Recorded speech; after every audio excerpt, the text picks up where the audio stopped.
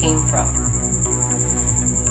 I believe that God created humans in His image, and that God created humans using natural processes that scientists describe as evolution. According to the Bible, Genesis 1:26-27, so God created mankind in His own image. In the image of God, He created them. Male and female, He created them. For me, no matter where we came from, the important thing that we should do is to respect one another's opinions and respect everyone's differences. Your question is, why do you think we are here on Earth? Life is like a game that you need to survive no matter how hard it is. Earth serves as our battlefield where we might encounter problems, tragedy, sorrow, and pain. What I'm trying to say is that God created us not just to feel those ugliest moments in our lives, but to feel how grateful we are to have a wonderful life here on earth. As Psalm 57:2 says, I cry out to God Most High, to God who fulfills His purpose for me. This is key in understanding God's purpose for your life. God has numbered your days and will fulfill every purpose He has for you. However, our choices and actions are really matters. 3. Listen. Your question is, what are we supposed to do? Thank you for that wonderful question. The mystery of human existence lies not in just staying alive, but finding something to live for. By Fyodor Dostoevsky. I think humans are supposed to take risks. There's no point living a life if you don't try things.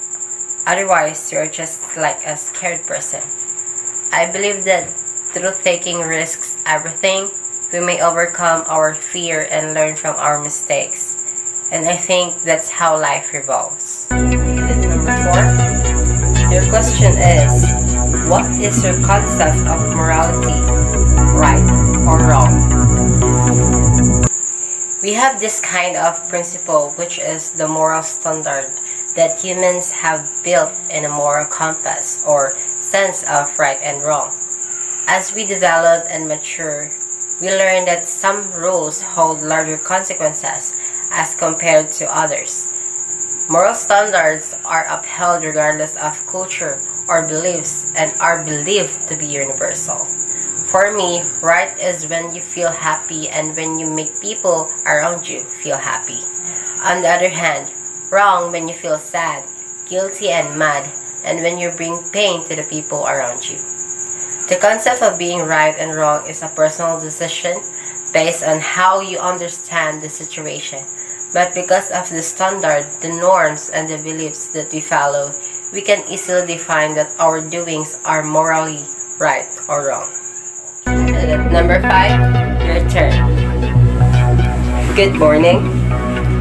Your question is, what are we supposed to pursue? I think humans are supposed to achieve their goals in life with the good characteristics of humanity, such as being humble. My mom always taught me to stay humble and be a good son to my family. And I believe that being humble is not showing how you respect others, but it shows how you respect yourself and how you value yourself to be a good person in the society.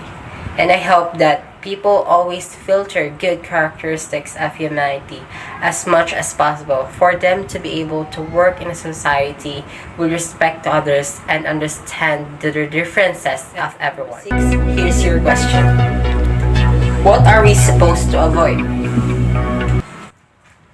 Humans are created with different attitudes and behavior, and it depends on them on how they react in a certain situation, whether it affects other people's emotion or not.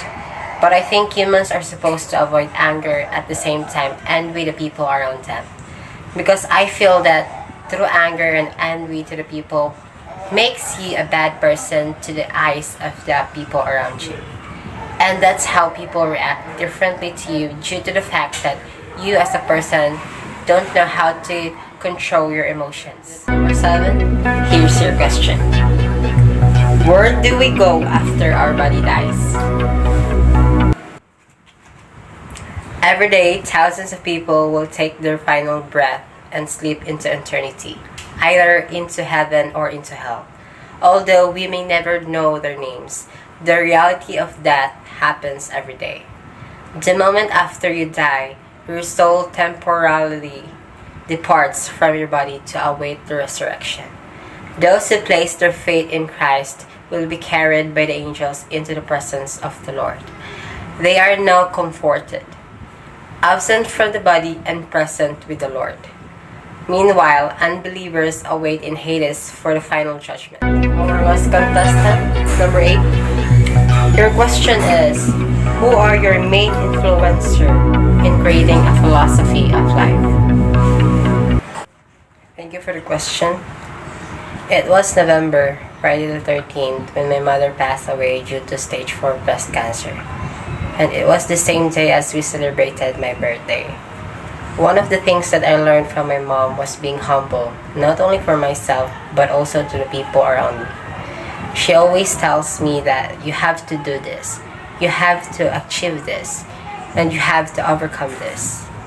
I know that she is always right here by my side, watching me, guiding me, and protecting me from any danger in my life. So that's the reason why my mom is one of the main influencers in creating my philosophy of life.